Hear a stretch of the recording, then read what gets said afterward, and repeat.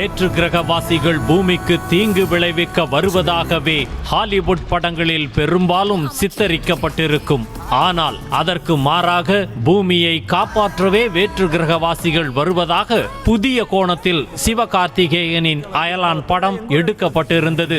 லாஜிக்கை எல்லாம் மூட்டை கட்டி வைத்துவிட்டுத்தான் அயலானையே பார்த்து ரசித்தோம் என பலர் கூறும் நிலையில் அயலான் படத்தில் வருவது போன்று ஏலியன் பூமியில் உள்ள மக்களை காக்க உள்ளதாகவும் உலகில் சிவன் படைத்த முதல் பிரபஞ்ச தெய்வமே ஏலியன் தான் எனவும் அதிர்ச்சியூட்டுகிறார் இந்த நபர். உலகின் சிவன் படைத்த முதல் பிரபஞ்ச தெய்வம் ஏலியன், ஏழையர்கள் அப்படின்னு சொல்லுவாங்க. நம்ம மனிதர்களைப் போலவே இவங்களுக்கும் பல ரூபங்கள் உண்டு. இதுல ஆணும் உண்டு, பெண்ணும் உண்டு.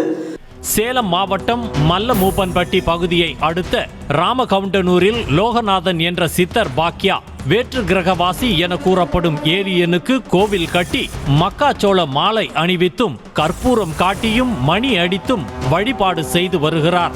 பூமிக்கு கீழ் 11 அடி ஆழத்தில் பாதாள அறையில் ஏலியனின் சிலையை அமைத்துள்ள லோகநாதன் பிரபஞ்ச சக்தியின் அனுமதி வாங்கித்தான் சிலை அமைக்கப்பட்டுள்ளது என்றும் இனி ஏலியன்களின் வருகை அதிகமாகுமே தவிர குறைய வாய்ப்பில்லை எனவும் கூறுகிறார்.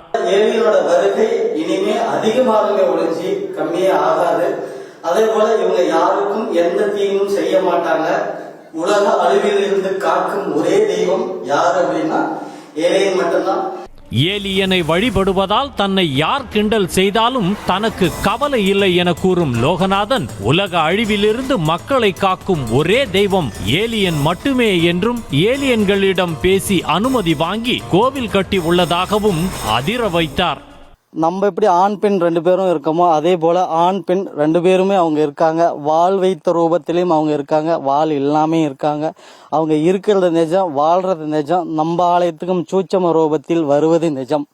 ஏலியன்கள் இருப்பது நிஜம், வாழ்வது நிஜம். நம் சிவ கைலாய ஆலயத்திற்கு சூட்சம ரூபத்தில் வருவது நிஜம் என அடித்து கூறிய லோகநாதன் ஏலியனை எப்படி வழிபட வேண்டும் எனவும் விளக்கினார். ஒரு தலைவாழை இலையை விரித்து அதன் மேல் நாம் அமர்ந்து கொண்டு முதுகுக்கு பின்னால் ஒரு தலைவாழை இலையை கட்டி வைத்து 22 நிமிடம் தியானம் செய்தால் ஏலியன்களிடமிருந்து வரும் கதிர்வீச்சிலிருந்து தப்பிக்கலாம் என அணு விஞ்ஞானி போன்று அதிசயிக்க வைக்கிறார்.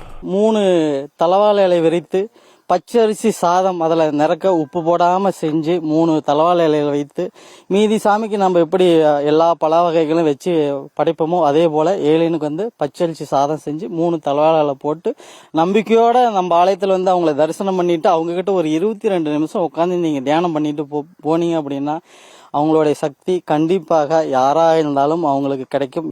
திருச்சியில் நடிகை குஷ்புவுக்கு கோவில், மதுரையில் ரஜினிக்கு கோவில், ஆண் ரசிகர்களை மச்சான்ஸ் என வாய் நிறைய அழைக்கும் நமிதாவுக்கு நெல்லையில் கோவில், ஹைதராபாத்தில் சமந்தாவிற்கு கோவில், நிதி அகர்வாலுக்கு கோவில் என ரசிகர்கள் தங்கள் அன்பை வித்தியாசமான முறையில் வெளிப்படுத்திய சம்பவங்கள் நடந்துள்ளது. ஆனால் வேற்று கிரகவாசிக்கு கோவில் கட்டி வழிபாடு செய்யும் லோகநாதனுக்கு ஏலியன் மீது அன்பா அல்லது அறியாமையா என்ற சந்தேகம் எழுகிறது.